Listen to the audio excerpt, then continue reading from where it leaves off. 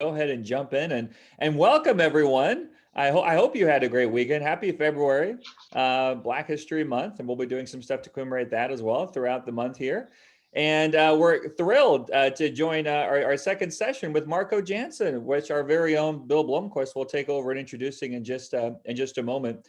Just a quick note that we did just record a podcast interview with Marco right before this as part of the workshops governance roundtable of the Ostrom Workshop series, the GROW series. So that's going to hopefully be dropping in the next couple of weeks. So that'll go into a little bit more background on the project that Marco is working on today, as well as reflecting a little bit on his time as now the past president of the IASC and some of the exciting things he was able to accomplish in that role. Last bit of bookkeeping before I turn things over to you, Bill. Wednesday, remember, we're launching the research series for this spring. And this is going to be fun because we're launching it with a special Ostrom Book Club event. So as a result, it's a bit different from normal. It's going to go from noon to 1:30 Eastern. It's with Bobby Hertzberg at the Mercatus Center and Vlad Tarko at the University of Arizona, a discussion on the Bloomington School of Eleanor and Vincent Ostrom. And there's going to be focusing on the Ostrom's Tensions book, which is going to be really, really great. I'm looking forward to that. And I think it's going to be, if I'm not mistaken, Aurelian and Mike will be kind of co-moderating that session. So that's coming up this Wednesday. If there is a Wednesday, it's Groundhog's Day tomorrow, right? So we'll see. In a lot of ways, this last year has been Groundhog's Day. So that's it for me for now. Bill, over to you. Thank you so much, Marco, for being here, though. Thanks, Scott. Welcome, everybody. Tomorrow is not only Groundhog Day, but on some calendar I saw this morning, tomorrow is also World Wetland Day. So for people in the Lake District of northern Wisconsin, the spaces in between the actual lakes are pretty swampy. So it's probably a holiday in northern Wisconsin somewhere. Anyway, my pleasure today to get us started. To many of us at the Ostrom Workshop, Marco Janssen certainly needs no introduction. And if I did a thorough introduction of Marco and his scholarly contributions and accomplishments, it would take the whole hour. He is the author and co-author of many published works. I will mention the influential book Working Together with Lynn Ostrom and Amy Poteet, and the extremely valuable book Sustaining the Commons with Marty Andrews.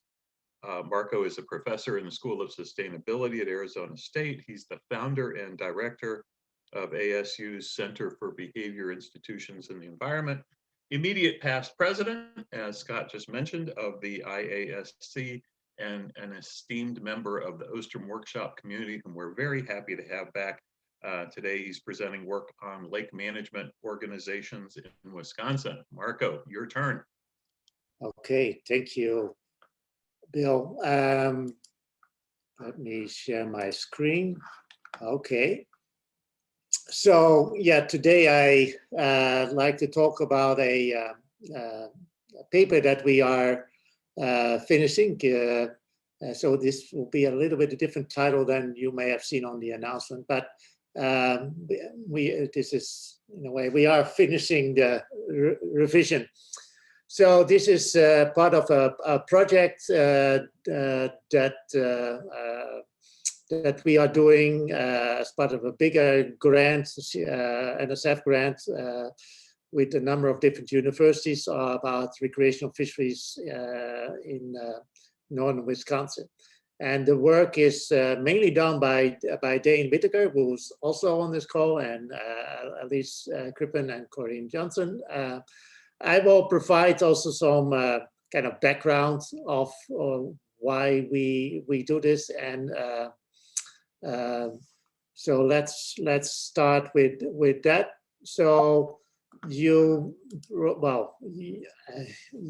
know a lot about this, but a lot of what we are interested in is the conditions of successful governance of shared resources, and so there have been a lot of the initial work that Lynn Ostrom and others did was about coding of case studies of others. So the 8 design principles came out of that, and a lot of this kind of work was seems to be relatively robust with some follow-up studies. And Michael Cox and others in 2010. And in our group, we also did some follow-up studies.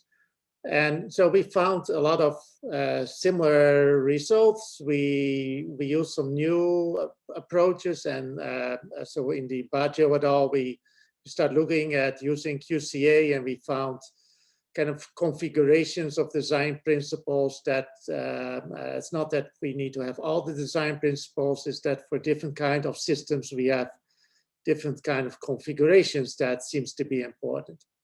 So what we are interested in is that can we have kind of primary data to do this kind of comparative work? Well, there are some examples like the IFRI program, which is a very successful long-term program on forestry. And that they also confirmed a lot of the insights that Lynn Ossum and others have found. But we wanted to also explore, so could there be some kind of rapid assessment, or could there be some use of this analysis that you don't need to develop a global network that collect data for 20 years. And so what is interesting in this project is that we are looking at a natural experiment. We have all these lakes in northern Wisconsin, where a lot of them have lake organizations. So they are a kind of a natural experiment. And I came across this when I was visiting a workshop in northern Wisconsin as part of some scenario studies about 20 years ago.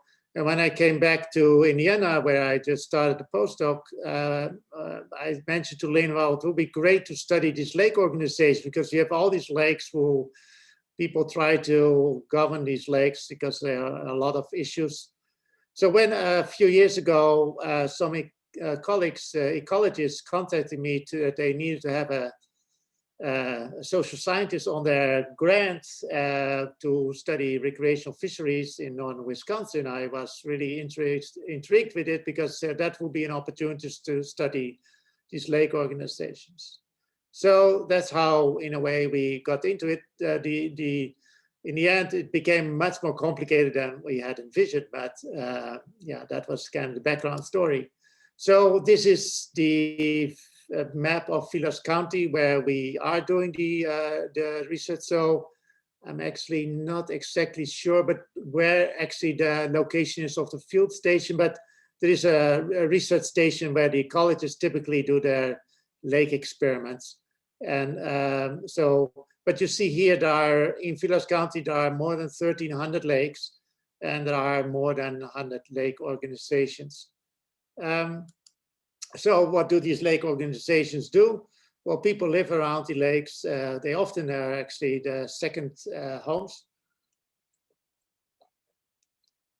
And they might be concerned about the state of the lake. And so there are many issues related to the lake. So the ecologists were really focused on fish and recreational fisheries.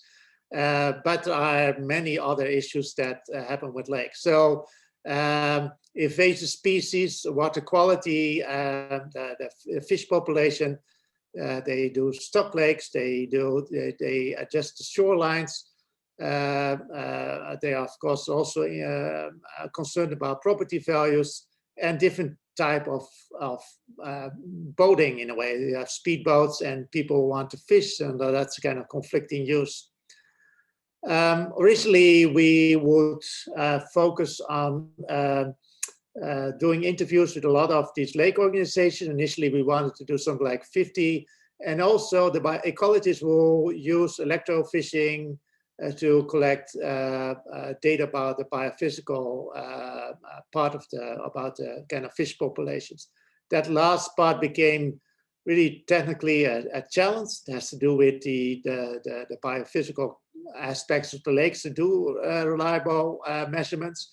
So that was not possible. So we mainly look at publicly available data about the state of the lake and self-reported information.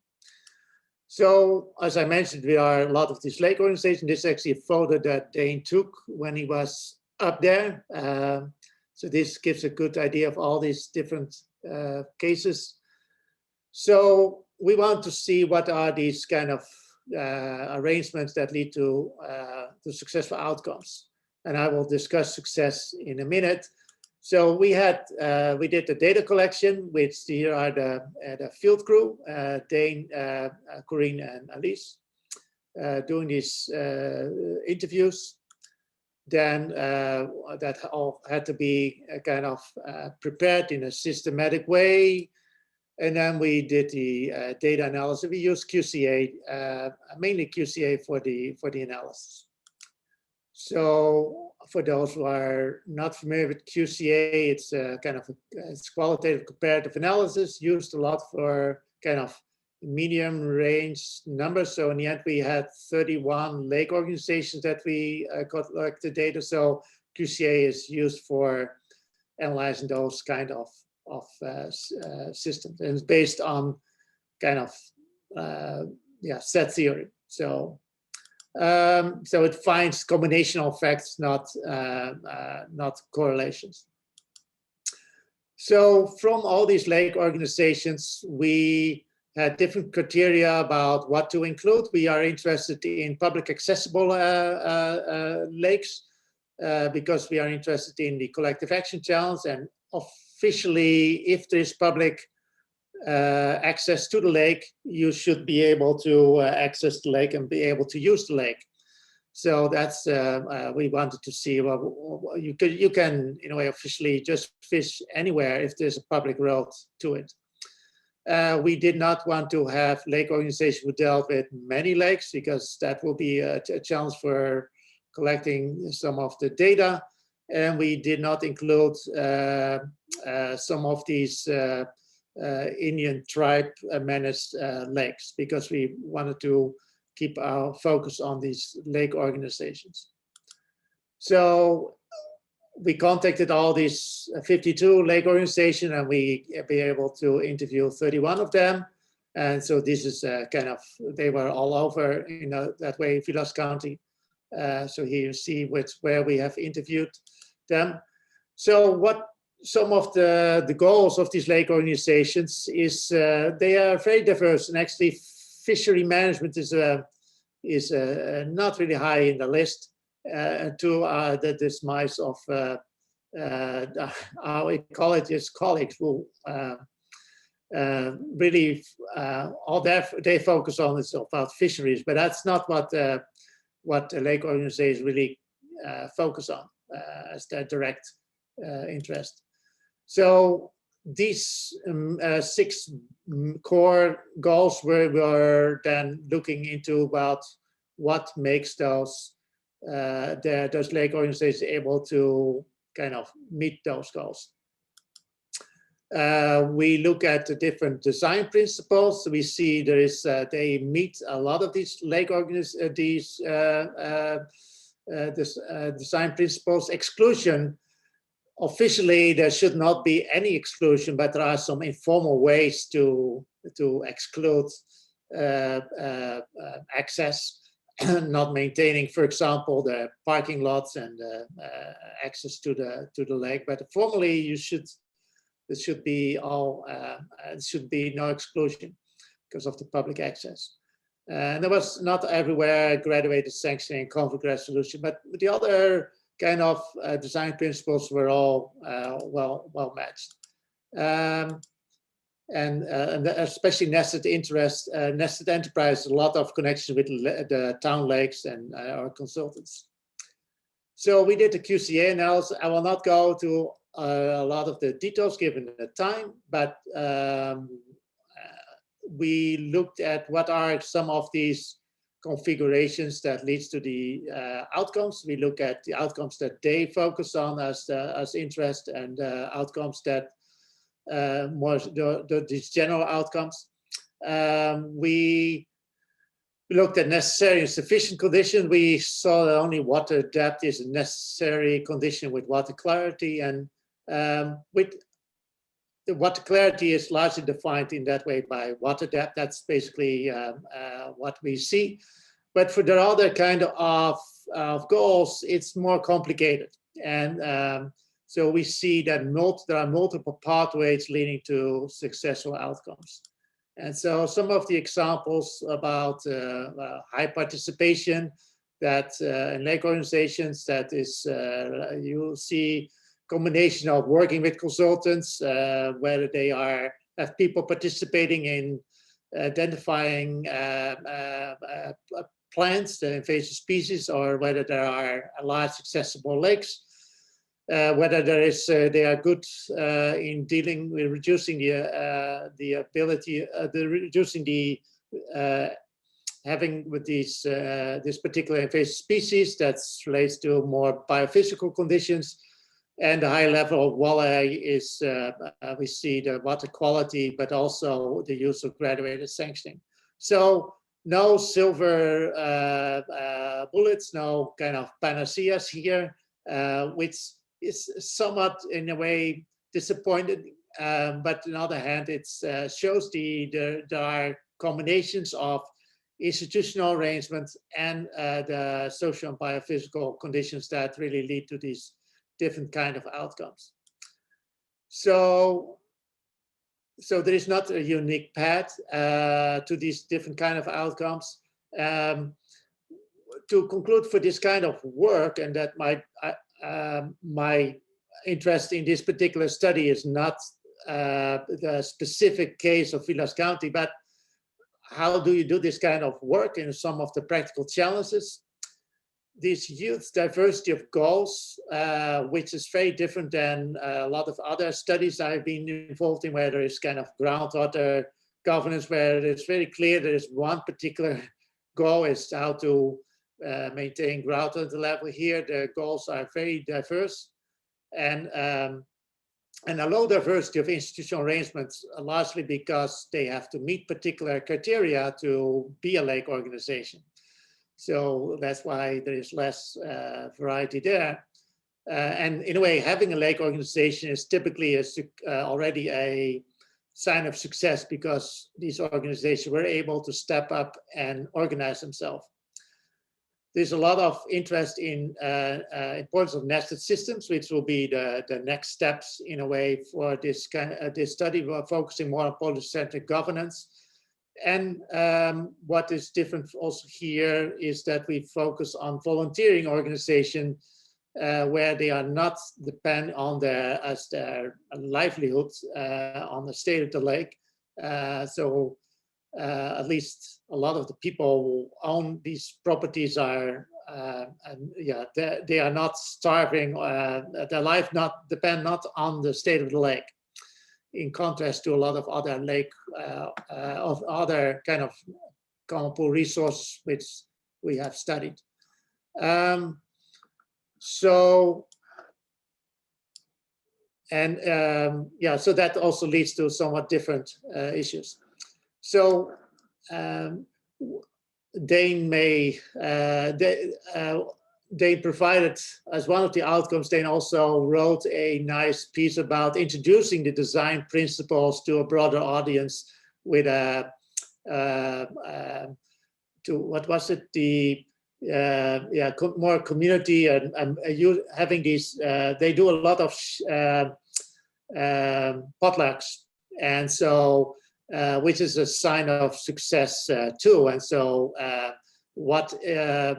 to introducing the design principles, and that a lot of these design principles are actually met by these organizations. We have also communicated that in a newsletter going to all these lake organizations in Wisconsin. So I look forward to have a broader discussion or talk about some of the technical details now.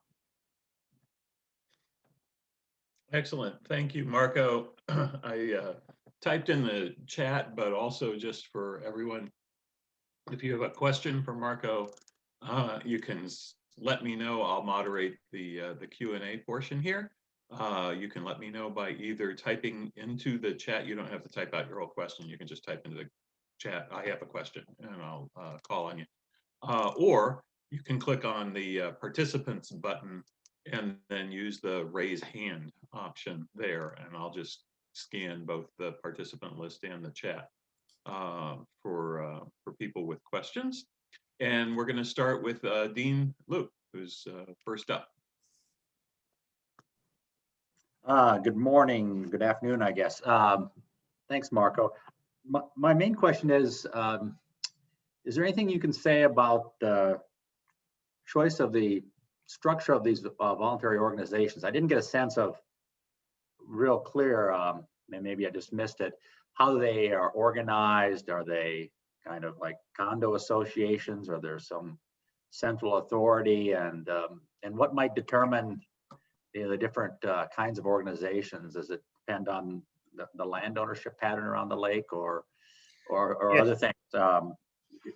It seems like you might be in position to examine some of those questions. So there are I talked about lake organizations. There are actually two types: lake associations and lake districts. Lake associations are, well, basically they organize themselves to get certain tax exemption to. So they, as long as you have a group of volunteers to do this, then they are typically people living around the lake. So that's part of their rules about who can be part of the lake associations. Although there are exceptions, but typically are people living, say, within or have property within a certain distance from the lake. They are often run by one or two people. It's all voluntary. They make a contribution. There are not all the people around who have property around the lake. There's a lot of variety. So if they have a large portion, if they think more than 50% wants to go to a lake district, if the majority agrees, then they can institute a lake district, which has more official. They have a more official role. They can collect tax from everybody, and so they have more opportunities to organize. But these lake associations are, an opt-in organization, and there are. If you look at some of the websites, you see websites from a 1990s design. So they are not always. It often depends on one or two people in that community who are really doing all the work, and so it's really and they have not really any kind of sticks to organize to enforce anything. Their benefits is that they can apply for grants if they are these lake associations. So that's one of the reasons they may want to create one. There's not a place where they register as a lake organization. It's just via tax records. The state finds out about those. So there is a organization, actually there's a group in University of Wisconsin who is looking at all these lake organizations. It's not that people report to them that they have created. They find out because of tax records that somebody has created this. And so there's no perfect record about when they started, who was all there. A lot of the information can be out of date too. So it's not even like your homeowners association. Yeah. Thanks, Marco.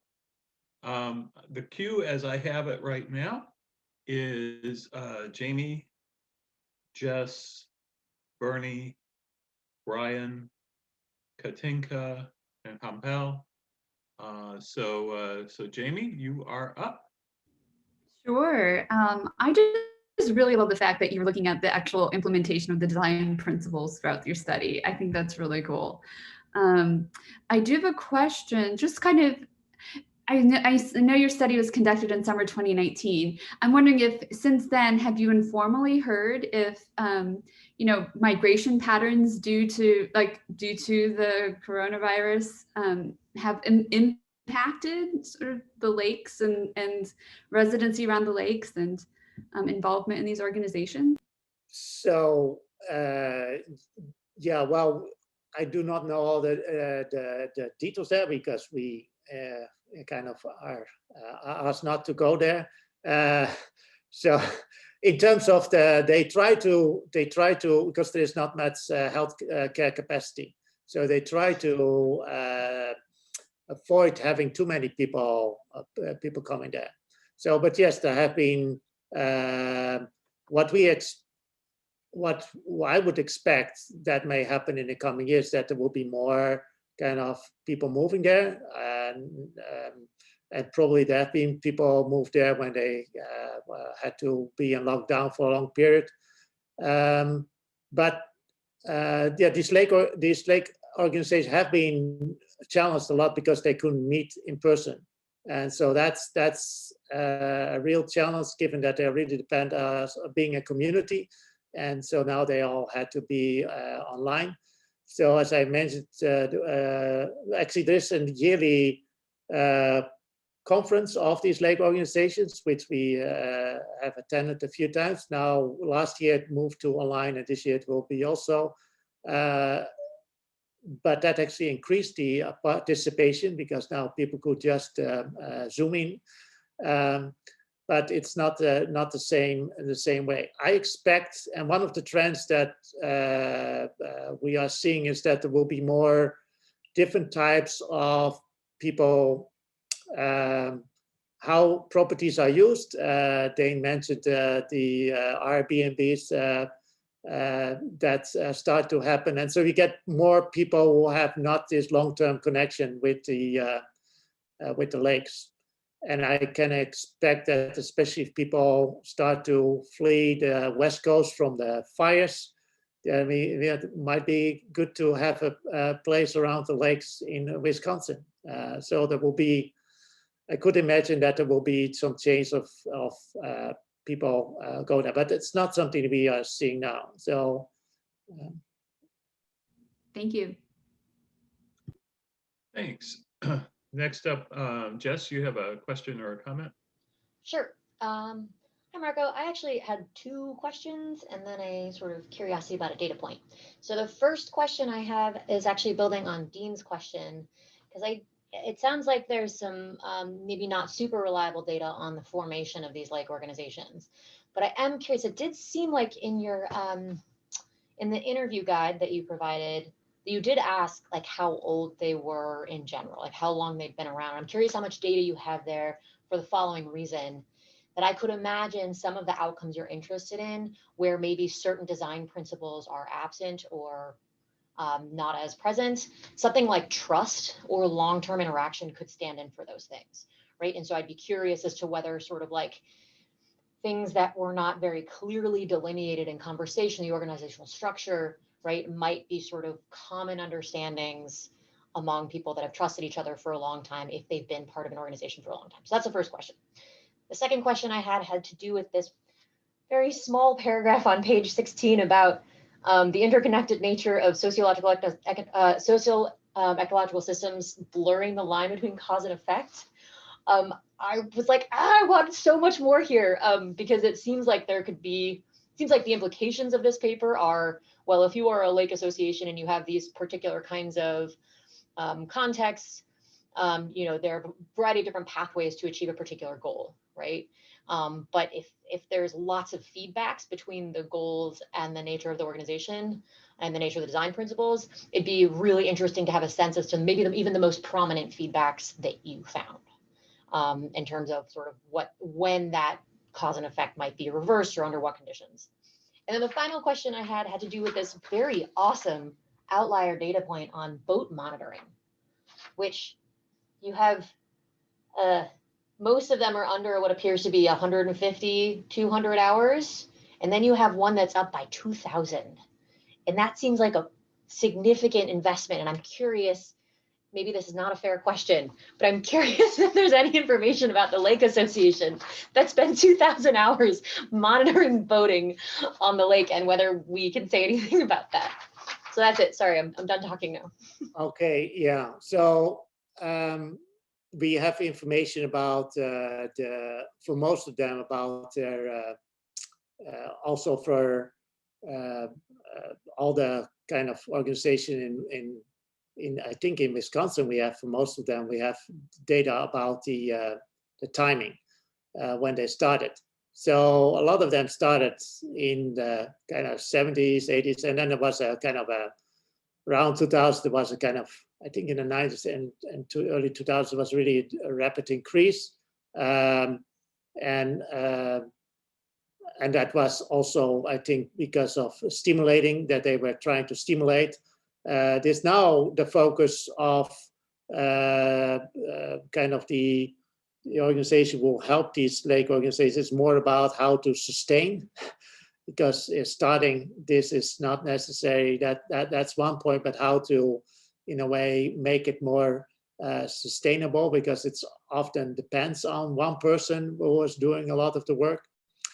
But yeah, there is for the I had to hope that okay, we have all these lake organizations and they probably have notes and minutes of their meetings and they have official documents that they should share on their website. But actually, a lot of this data is not really easily accessible.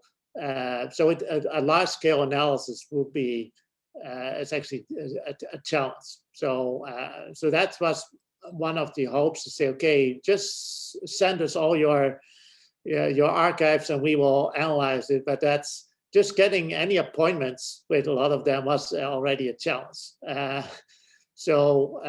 Because who are those people from Arizona who want to interview the lake organizations? But a lot of them, once you have them, they would like to talk about the situation. Of course, there's a lot of bias too. You also have to realize that around lakes there are a lot of potential conflicts of different kinds of organizations. You can have a lake organization, but also the fishing club, who is not necessarily the same people, and they have actually conflicts with each other. So they are. That's one of the things we discovered, which relates to some of these kind of interconnections that you indicate, because, and that's why we want to focus now more on the kind of the many players, as a polycentric governance. In some of these lake organizations, they are really small and they are more organized themselves by that they have a voice within the township. And others, they are really big and they can be participating in these boat monitoring programs. That also depends on the size of the lake and how many people are involved. But there are these, so they can get grants that they pay people to for their time in doing this monitoring. So these are statewide programs in which lake organizations can get funds to pay for people's time to, well, actually the lake organizations say we will commit so much time, and then they get a grant to, say, buy equipment or something like that. So, and if you have a large lake organization, then that's 2,000 hours is a good option that is possible. So the size is really a big defining factor too. So if we looked at the distribution of size of lakes and a number of houses around it, and there is a kind of a threshold. If you're really small, there's not really a need for that. So you have a kind of a minimum number that you, to make that viable, to have make it sense to have a lake organization. So, but yeah, you have some lake organization where you could, where you have hundreds of members. So then they probably have more the resources also to get grants and get these and they might have, they have many more people on it. So having a grant for boat monitoring, which is to reduce the invasive species, so that if a boat comes from one, if somebody wants to bring their boat into a lake, that people inspect that there is indeed no passenger, no invasive species brought into the lake.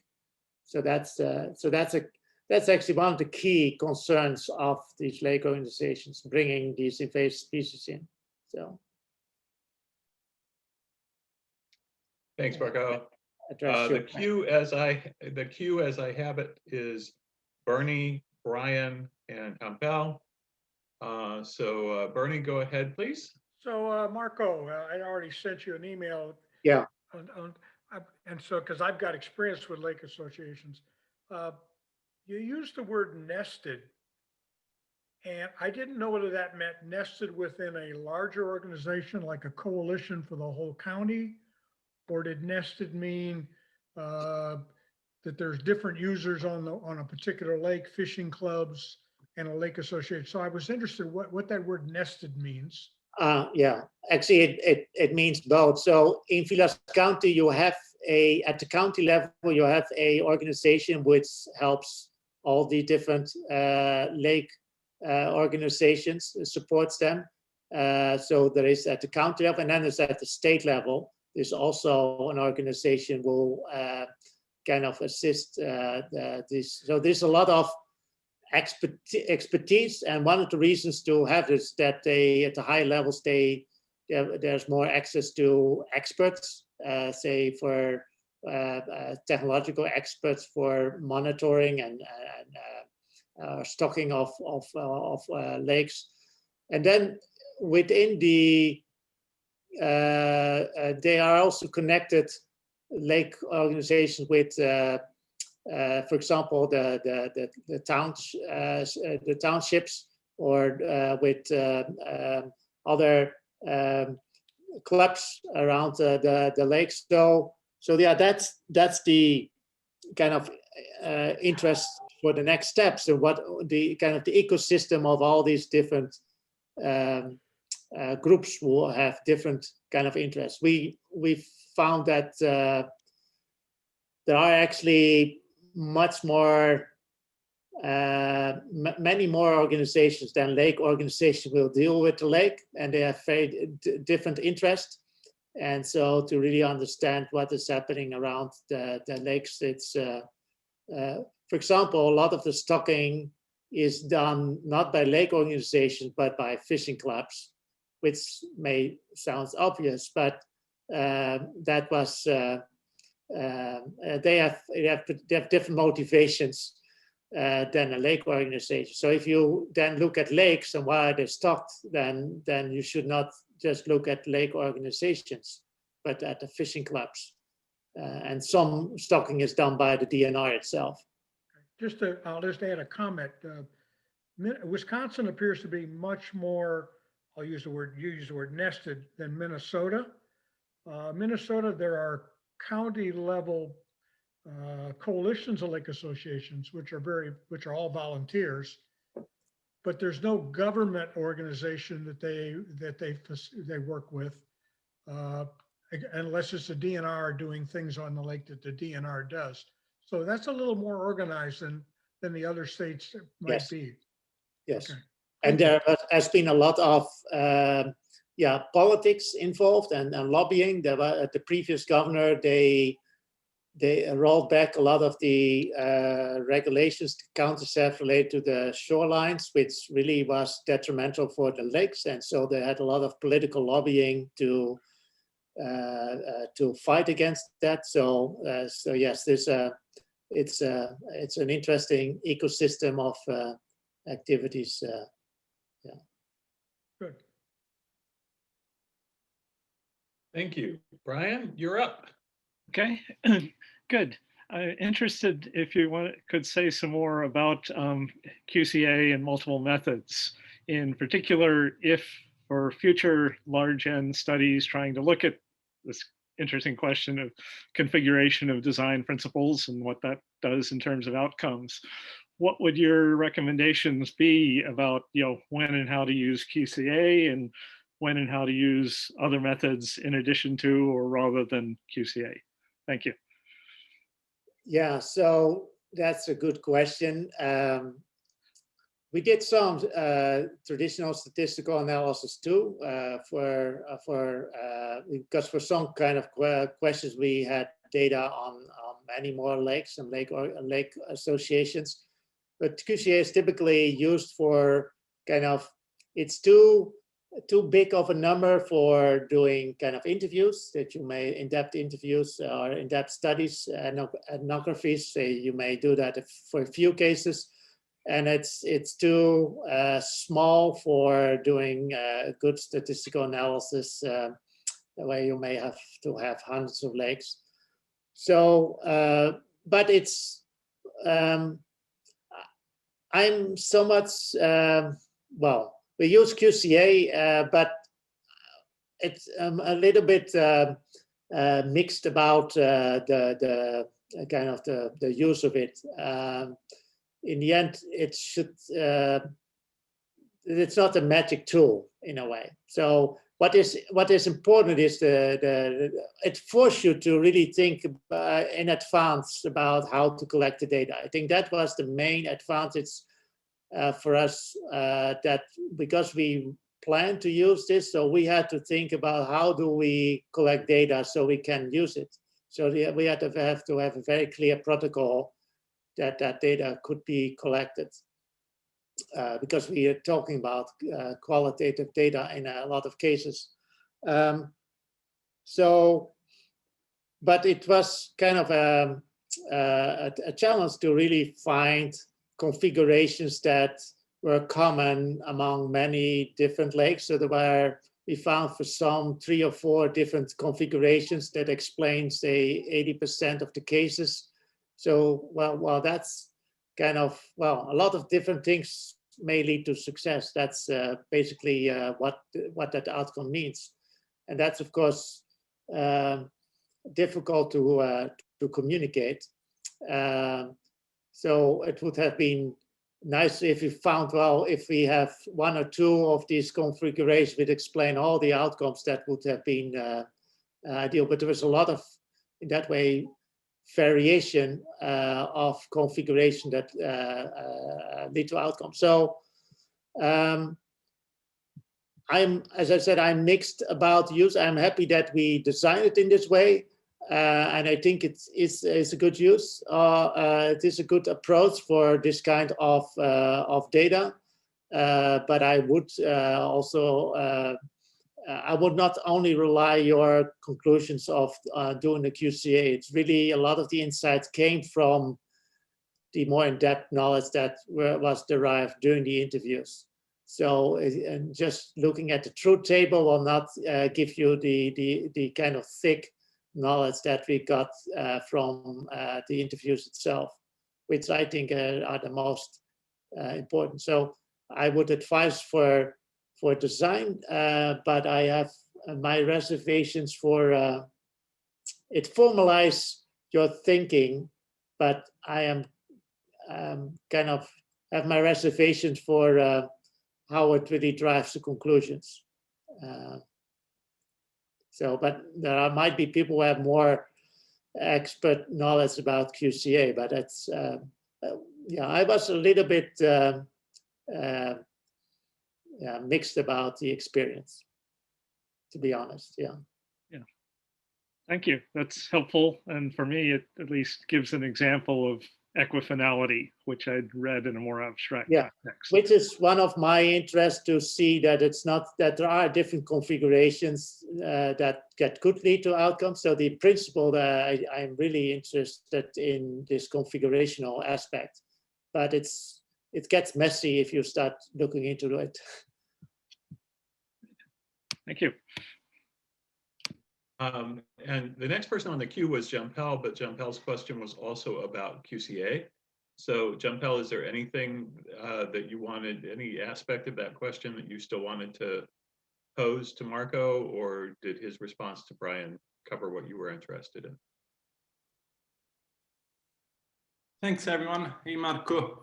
Yeah, I was interested in hearing your thoughts about QCA because clearly there are some methodological reservations about the method. But if you have to push forward the analysis now, what methods would you use to build up on what you already did with the QCA? So is there anything else that you think you can squeeze out of the data using other methods? We did some analysis using, I'm not sure how that was called, but that's kind of, yeah, some clustering methods. We try to identify, we didn't publish that, but to identify different kind of clusters of lake organizations based on the data we had. So we looked at some clustering methods, which was interesting because it led to some I think there were 4 types of lake organizations with really matched well the kind of lake organization we kind of informally identified. But a challenge with a lot of these clustering methods is that it really depends on which method you use or what parameters to the specific clustering you get. So that's a challenge, but the clustering is a useful approach. I think the most interesting results, as I said, we get it from the interviews itself. There are a lot of kind of exceptions. So if you cannot go to really large scale, then I would, and I think that will be the next step, is to get more data just of interviews and archival data to kind of have a more traditional social science, yeah, more kind of a thick description of cases. We also do some modeling work, which is more trying to understand some general questions about volunteering organizations. So one of the questions is there a lot of this collaboration because the people around lakes are kind of sorting themselves into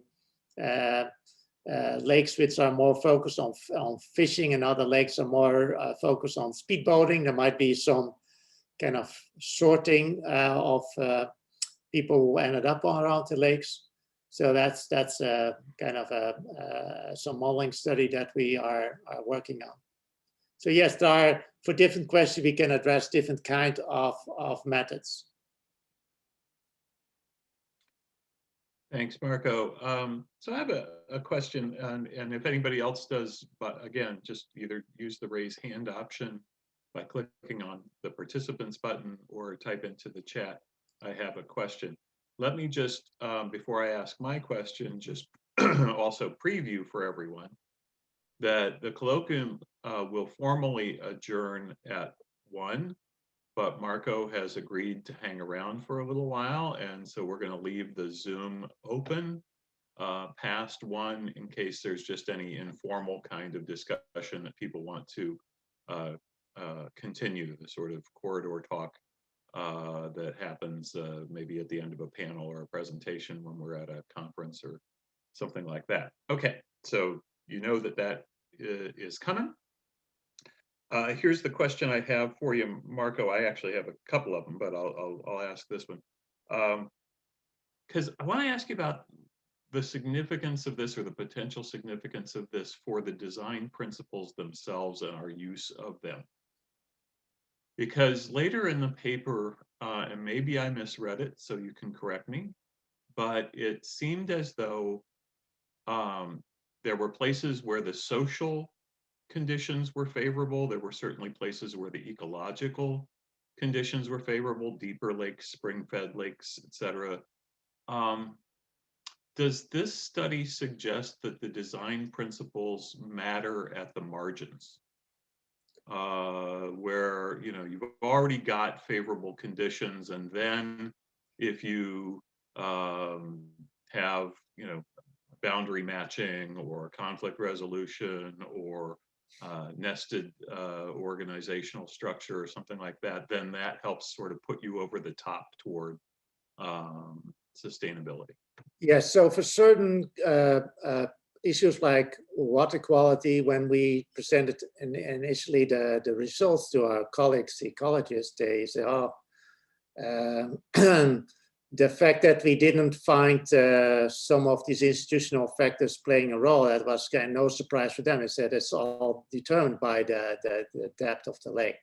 And so, and we looked at a kind of a bigger sample, not restricted to those which we had interview data. And yes, we found that a lot of the results we can find it by the biophysical. So this, and that has to do with that water quality is also depending on what happens around the lakes, etc. So, but for others, like like invasive species, actually the challenge is that often lake organizations get started when they start getting problems with invasive species. So looking at success, what is success in this case? Because they started when they have a problem, but because of having a lake organization, they cannot get rid of it, but they might reduce the impact that it not get all, the invasive species may all kind of dominate the lake. So it's a kind of a challenge to really identify cause and effect because those who have lake organization are more likely to have invasive species because that's the reason they started, but they may be able to keep it under control, but we don't have kind of annual measurements yeah, it's not annual recordings that we will have that we can see. You have to have a lake organization to measure, to get this kind of data. So there is a kind of it's difficult to compare where you have lake organizations and where you have not.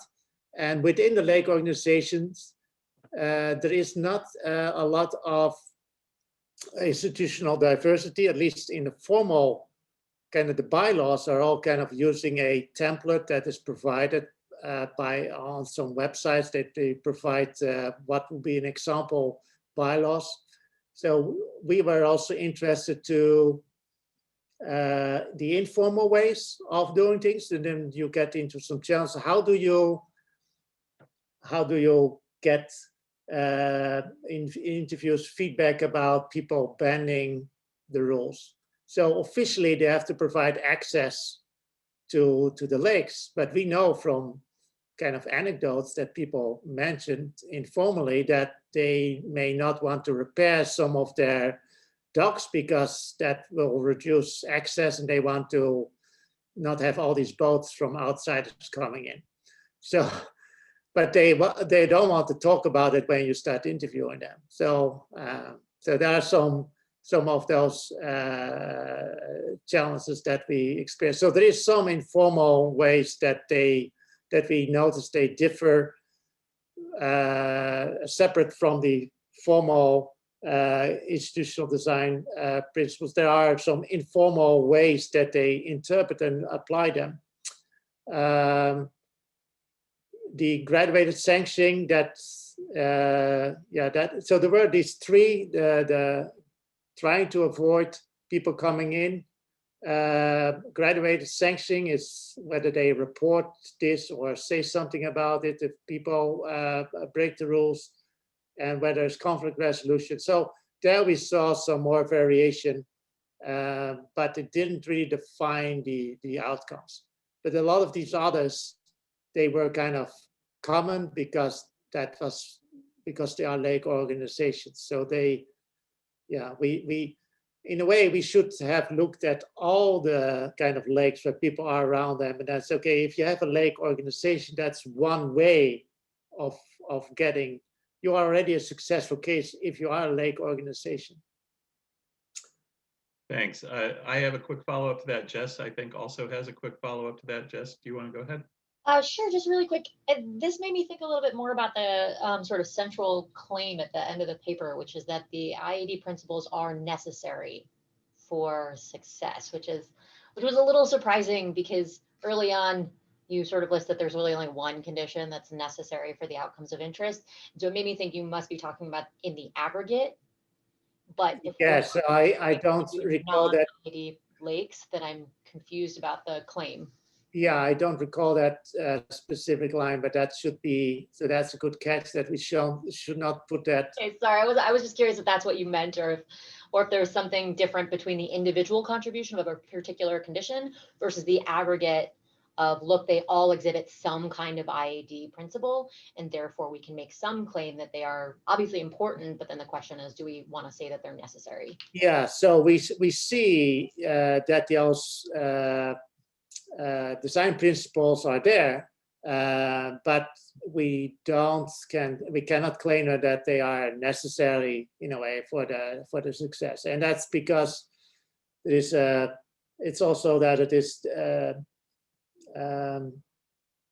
it doesn't define in that way the specific outcomes. For some outcomes, say conflict resolution or graduate sanction is important, but for others it's more determined by the biophysical context. So, yeah.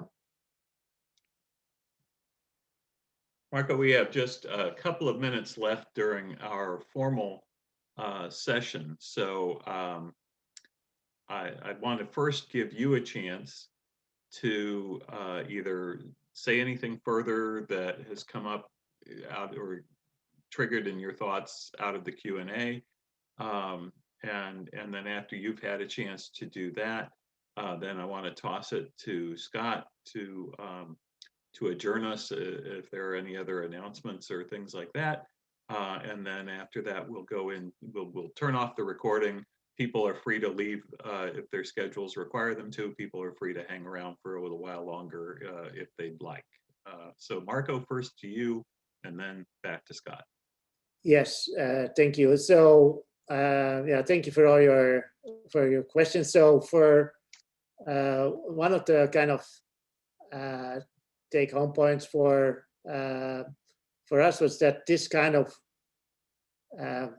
this was a kind of an opportunistic natural experiment, but actually it was much harder than we anticipated. Maybe I'm not a typical fieldwork person, so maybe I went a little bit out of my kind of typical scope, but it is was much harder than we expected to really find clear signals. But on the other hand, it confirmed a lot of what have been found earlier by Lynn and others. So that's social science is accumulative. So we did not find anything to contest in that way what was found earlier. It's not that we did not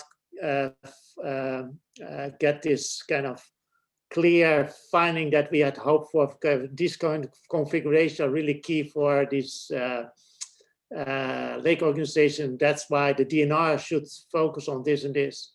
That's what originally we had hoped for, because also DNR is interested in our work to help them to figure out what to do with managing more than 10,000 lakes in Wisconsin. But yeah, there's no panaceas, no silver bullets. Well, Lynn got it right again. Certainly not the first time. No, thank you so much, Marco. That was brilliant. Bill, wonderful. Thank you for moderating. As you kindly noted, we're not closing things out, but we do want to take just a moment and to thank Marco very much for making time. So thank you. We really appreciate it. It's wonderful research. And again, to learn more about how it fits into Marco's overall research agenda and some of his reflections on his presidency at the ISC, make sure to check out the podcast once it drops in the next few weeks. And just as one final reminder as well, our research series, again, kicks off on Wednesday with the Ostrom Book Club. starting noon, going to 1:30 Eastern. So hope you can join us for that. And we'll be continuing next week as well with our Colloquium series, which is going to be another great presentation, this time by James Boyle and Jennifer Dinkins from the Duke Law School. So thank you so much again, Marco. Thanks, Bill. Thanks everyone for joining. We'll keep this going, okay? So we'll keep their Zoom room open for another half an hour. Is that right, Bill? Another half hour, I think? Probably not quite that long. Not quite that long. More like 15, 20 minutes. 15, 20 minutes. There's yeah. flexibility. Kind of Yeah, like the so- hanging around in between panels kind of conversation that happens. Yeah. So grab some coffee. Yeah, that's Yeah, right. there you Relax. go. Feel free to continue.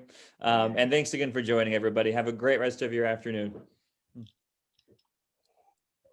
And Marco, that was great. Really, Yeah. really enjoyed that.